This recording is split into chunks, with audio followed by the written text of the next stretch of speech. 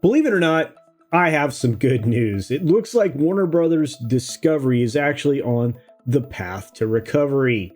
And despite it being an incredibly challenging year in 2022, Warner Brothers Discovery stocks has been rising steadily in 2023. In fact, at a certain point, it has been over 50% higher than it was in 2022. And that's, of course, a welcome sign of recovery to be sure. And Wall Street is actually finally recognizing the company's strategy in the streaming industry and David Zaslav's efforts to turn the company around as a whole. And of course, there's much more to this story, but first I would like to ask you to do me a favor. Can you please double check and make sure that you're subscribed to the channel and hit the like button down below? Just check on that real quick, hit the button real quick. It doesn't cost anything. Those simple actions, of course, they help. And so do the comments in the comment section down below. That seems to be one of the ways to spur growth for a channel. And right now, as you can tell, I am on a content spree, so to speak. So I'd really appreciate that support. You guys are absolutely the best. Thank you. So let's just jump in.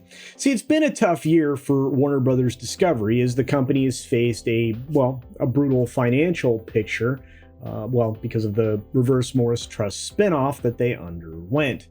And they had a bad wave of press driven by a lot of Hollywood trades, amongst others, who just wished them ill will in their shifting of direction.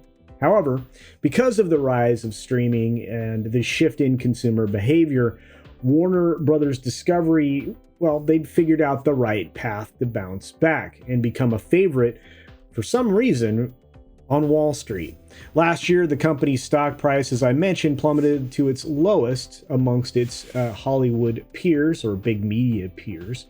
It was down essentially 63% from its very first trading day. Again, after that really strange Reverse Morris Trust spinoff. The start of 2023 has been a much different story as investors have driven the share price up over 50%, as I mentioned, and this has been attributed to obviously some very positive assessments from Wall Street analysts.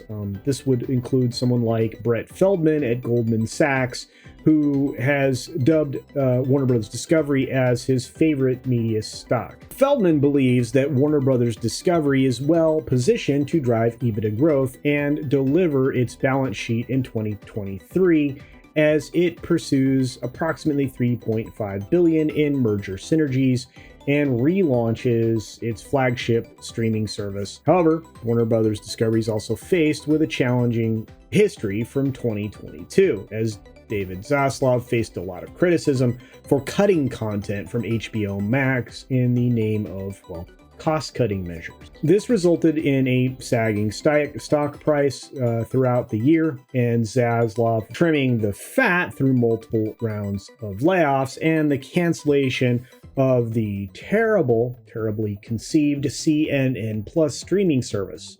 For more on that, you can see the video I did about CNN Plus, or one of them, right there. Warner Brothers Discovery's strategy under Zaslav has really finally come into focus, and Wall Street is now recognizing the method behind the apparent madness.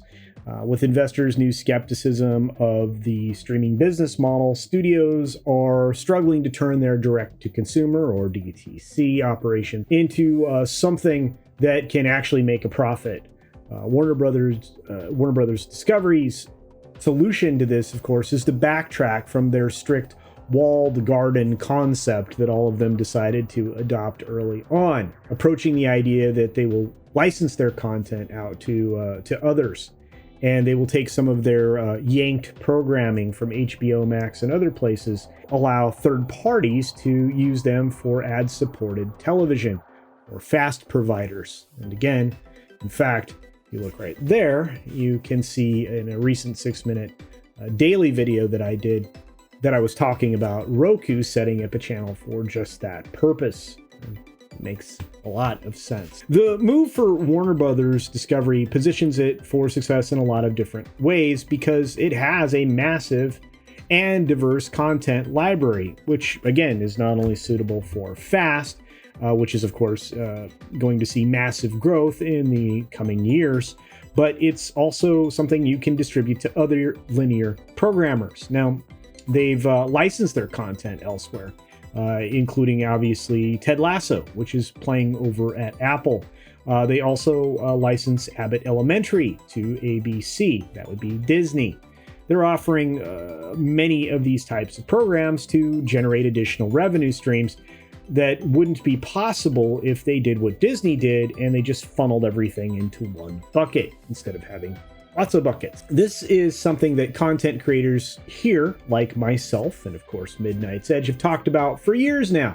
And I think Valiant Renegade, WDW Pro, Jonas, and a few others have also talked about that, how the diversity in revenue streams is kind of what Wall Street wants to see from media companies, because they would like to see a return on their investment. ROI is actually important. Now, the challenge for Warner Brothers Discovery going forward, and pretty much all other streamers to be fair, will be generating enough revenue to offset the massive expenses that are involved in streaming, because they're incredible. It takes a long time to make a venture like this profitable, and I don't think that the sudden jump was probably the best move for any of these major media companies. And if Zaslav and his team can manage it, those who invested in Warner Brothers Discovery, especially recently, will likely see a return on their investment that will more than put a smile on their face. I would think a lot of people would be smiling already with a 50% bump in the stock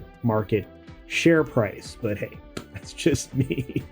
Warner Brothers Discovery's strategy here sets kind of, well, a blueprint for what the rest of the streaming industry should look like. And that I would imagine that most of them will follow along fairly soon.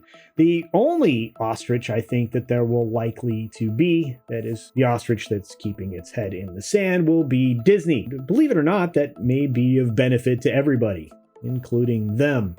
Overall, despite a challenging year in 2022, Warner Brothers has found a way to bounce back. So it's a little bit of positive news and entertainment that we don't normally get.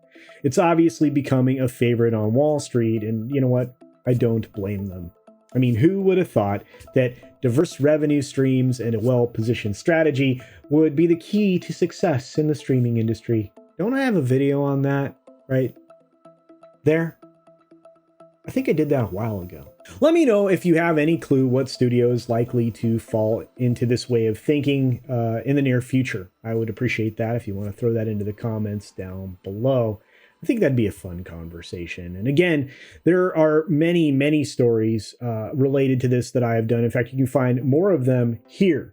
Another way to check out more of my content. And with that, be sure to take care of yourself, take care of others, wash your hands, of course, because it's good hygiene. And until next time, bye.